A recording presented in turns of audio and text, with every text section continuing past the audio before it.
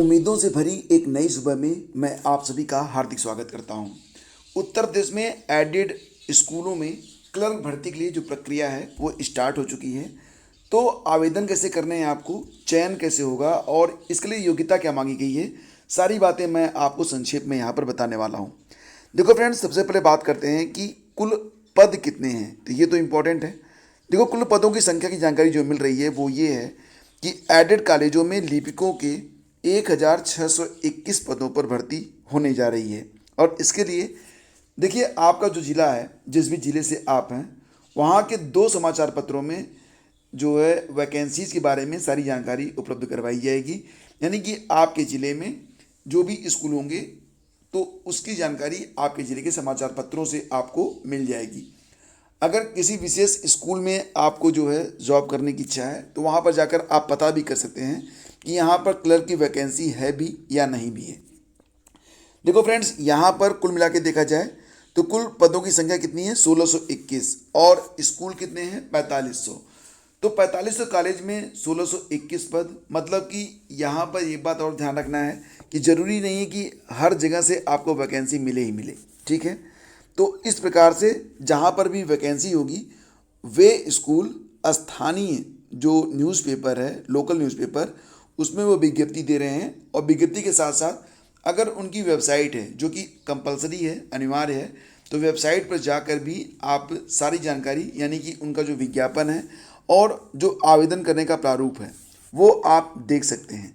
वैसे विज्ञापन और आवेदन का प्रारूप मैंने टेलीग्राम चैनल पर भेज दिया है। वहाँ पर जाकर भी आप जो है, जो भी संभव हो पा रहा है, जो भी मिल पा रहा है जिन जिलों का, मुझे मैं टेलीग्राम चैनल पर शेयर कर रहा हूँ, तो वहाँ से जाकर भी आप देख सकते हैं। तो अब बात करते हैं कि कैसे आपको आवेदन करना है। देखो, यहाँ पर एक कार्यक्रम यानी कि समय सारणी जो जारी की गई थी उसके मुताबिक 6 अक्टूबर को जो है विज्ञापन जो है प्रकाशित किए जाने थे। अभी कुछ विज्ञापन आज भी आएंगे, मतलब जो लोग कल दिए होंगे वो उनके विज्ञापन आज भी प्रकाशित होंगे। तो कल और आज का न्यूज़पेपर काफ़ी इम्पॉर्टेंट है। इसमें 21 दिन का आपको समय मिलेगा और संबंधित विद्यालय को आप अपना आवेदन जो है वो रजिस्टर्ड डाक से भेजेंगे। और साथ ही साथ पूरा का जो, मतलब जब आप आवेदन पत्र भर लेंगे तो उसको स्कैन करके उसकी एक कॉपी आपको कहाँ पर भेजनी है, ईमेल आईडी पर, जो कि जिला विद्यालय निरीक्षक की होगी। जिला विद्यालय निरीक्षक की जो ईमेल आईडी होगी वो विज्ञप्ति में दी गई है। आगे मैं आपको एक विज्ञप्ति दिखा रहा हूँ और एक प्रारूप भी दिखा रहा हूँ, तो हर बात आपको बिल्कुल क्लियर हो जाएगी। संस्था प्रबंधक द्वारा प्राप्त आवेदन पत्रों को फिर पेट में प्राप्त परसेंटाइल, देखो यहाँ पर अंकों की बात नहीं हो रही है।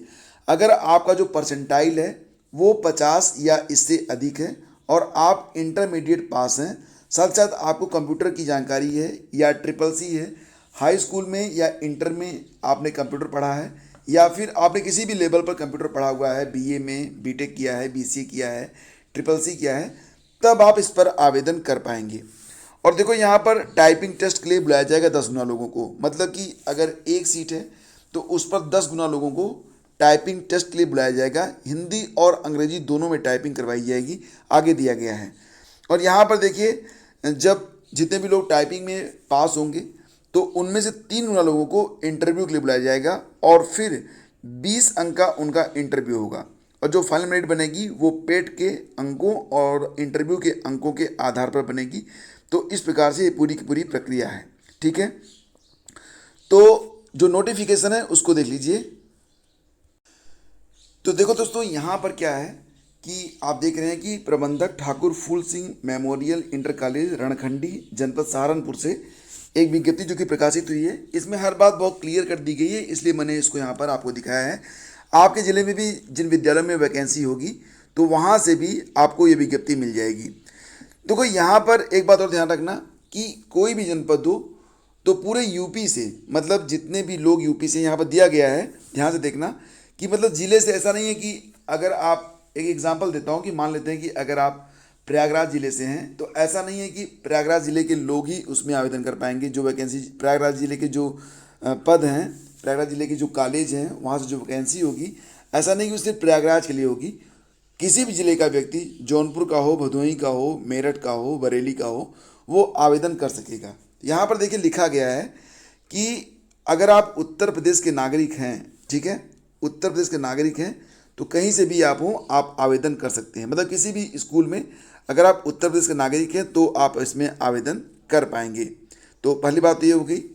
और दूसरी बात ये कि मतलब ये कि इसमें जो ऑल ओवर भारत से नहीं, सिर्फ यूपी के नागरिकों से आवेदन जो हैं वो लिए जा रहे हैं। तो ये बात यहाँ पर ये बिल्कुल बात क्लियर हो गई, ठीक है। उसके बाद देखो, जब अब पदों की संख्या देख लो, पदों की संख्या तो यहाँ पर बहुत कम है। अब एक पद है, मतलब कितने लोग शॉर्टलिस्ट होंगे पेड के आधार पर? 10 लोग। 10 लोग बुलाए जाएंगे टाइपिंग के लिए, 3 लोग बुलाए जाएंगे इसमें इंटरव्यू के लिए।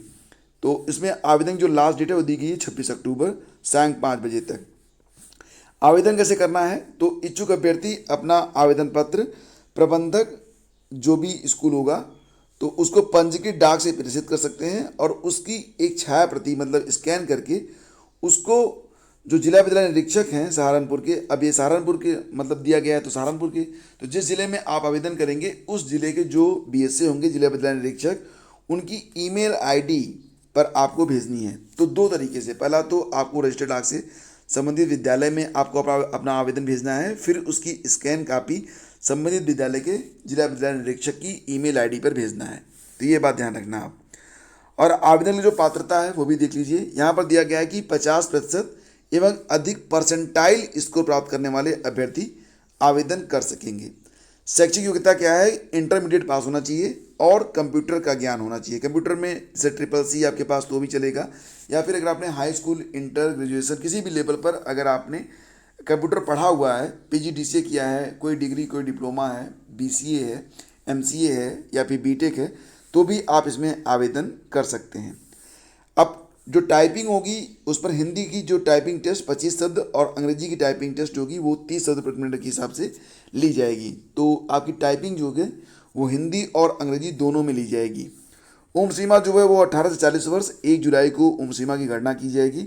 आवेदन शुल्क 750 रुपये, अनुसूचित जाति, अनुसूचित जनजाति और EWS के लिए 500 रुपये। और आवेदन शुल्क जो होंगे तो जिस भी जनपद में आप आवेदन करेंगे उस जनपद में जो प्रबंधक होंगे विद्यालय के, उनके अकाउंट में आपको जमा करना होगा। तो आवेदन शुल्क बैंक ड्राफ्ट, पोस्टल ऑर्डर और नेफ्ट के माध्यम से संस्था के प्रबंधक के खाते में जमा किया जाएगा, ठीक है। तो मतलब अब यही इसी मत जमा कर देना, जिस ज़िले में आवेदन करना उस ज़िले के विज्ञापन के अनुसार जो है आपको सारी प्रक्रिया जो है पूरी करनी है। तो मुख्य रूप से यही बातें हैं, ठीक है। अब आवेदन पत्र का प्रारूप मैं आपको दिखा देता हूँ, वो देख लो आप। अब ये देखो, ये है आवेदन पत्र का प्रारूप, ठीक है। तो ये मैंने अपने टेलीग्राम चैनल पर सेंड कर दिया है, तो वहाँ पर जाकर भी आप इसको देख सकते हो। और ध्यान देना कि हर जनपद के लिए जो आवेदन पत्र होगा वो अबाउट सेम रहेगा, लेकिन विज्ञप्ति जरूर देख लेना कि कितने पद हैं और वहाँ के जो BSA हैं उनकी ईमेल आईडी क्या है, संबंधित विद्यालय का जहाँ पर आपको जो है फॉर्म भेजना है रजिस्ट्री से उसका पता देख लेना, और जो फीस जमा करनी है तो किस खाते में जमा करनी है तो ये जानकारी देख लेना ठीक से, उसके बाद ही आवेदन करना। तो ये रहा पूरा का पूरा यहाँ पर कंप्लीट आपका जो आवेदन पत्र का प्रारूप है। तो उम्मीद करता हूँ कि ये बात आपकी समझ में आ गई होगी। अब चलो आगे बढ़ते हैं, कुछ और खबरों को देखते हैं। तो देखो दोस्तों, अगली खबर ये है कि इलाहाबाद विश्वविद्यालय में स्नातक में जो छात्र प्रवेश लेना चाहते हैं और जो लोग CUET की परीक्षा में शामिल हुए थे तो उनके लिए अब रजिस्ट्रेशन जो है वो स्टार्ट हो चुके हैं। तो 5 अक्टूबर से ऑनलाइन पंजीकरण की जो प्रक्रिया है शुरू हो चुकी है। 2 दिनों में अलग अलग पाठ्यक्रमों में प्रवेश के लिए 14,381 रजिस्ट्रेशन हो चुके हैं, और इसमें जो एडमिशन होगा वो CUET के तहत किया जाएगा। तो अब रजिस्ट्रेशन जो है वो स्टार्ट हो चुके हैं। तकरीबन जो है 17,000 सीटों पर प्रवेश होंगे। तो आवेदन जो प्रक्रिया है इस पर एक सेपरेट वीडियो मैं जल्दी बना दूंगा, तो उसको भी आप लोग देख सकते हैं। अगर कोई संबंधित आपका जो है छात्र है, घर में कोई बच्चा है, तो उसको भी आप फॉरवर्ड कर दीजिएगा। और देखिए, एयरटेल की 5G सेवा 8 शहरों में शुरू हो चुकी है। जियो भी अपनी स्पीड ट्रायल कर रहा है।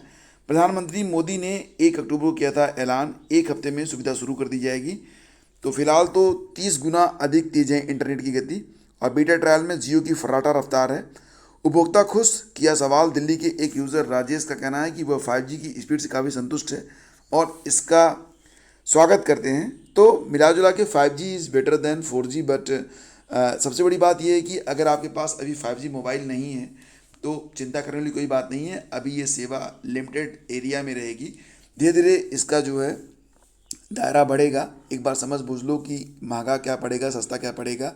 4G से भी काम चल रहा है और मोबाइल पर ज़्यादा पैसे नहीं, ज़रूरत हो तो पैसे लगाने चाहिए, नहीं तो अनावश्यक जो है पैसे वेस्ट नहीं करने चाहिए। पैसे ही आपके हर समय पर काम आते हैं।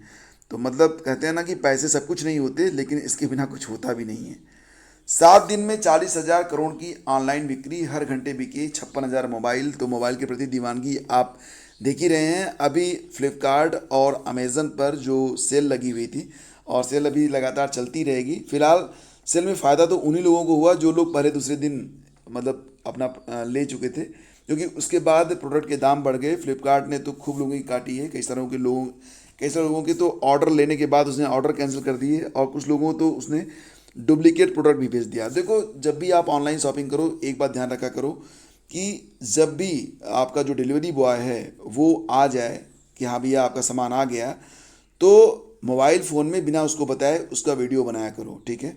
वहाँ पर जाया करो, तभी बनाया करो। और जब वो डिलीवरी दे तो उसी से बॉक्स को ओपन करवा के, ओपन बॉक्स पॉलिसी होती है इनकी, तो बॉक्स को ओपन करवा के उसको चालू करके एक बार चेक कर लिया करो। ये बहुत ज़रूरी होता है। आजकल बड़े ही मतलब रॉन्ग आइटम या डुप्लीकेट आइटम भेजे जा रहे हैं, तो इन सब चीज़ों से आपको बचना चाहिए। और जब भी कोई सामान आपको आए तो वहाँ पर चेक कर लो, उनके सामने ही चेक कर लो। और अगर संतुष्टि नहीं मिल रही है तो कैंसिल कर दो, बेटर होगा कैंसिल कर दो, ठीक है। तो ये सारी चीज़ें हैं फिलहाल आज के इस न्यूज़ सेशन में, इतना ही। और हाँ देखो, सुबह 5 बजे आपके लिए पीटी परीक्षा के लिए जो समान जागरूकता के 25 मोस्ट इंपॉर्टेंट क्वेश्चन हैं, सेलेक्टेड हैं, बहुत खोज खोज के मैंने अपलोड किए हैं, उसको भी जाके देख लेना।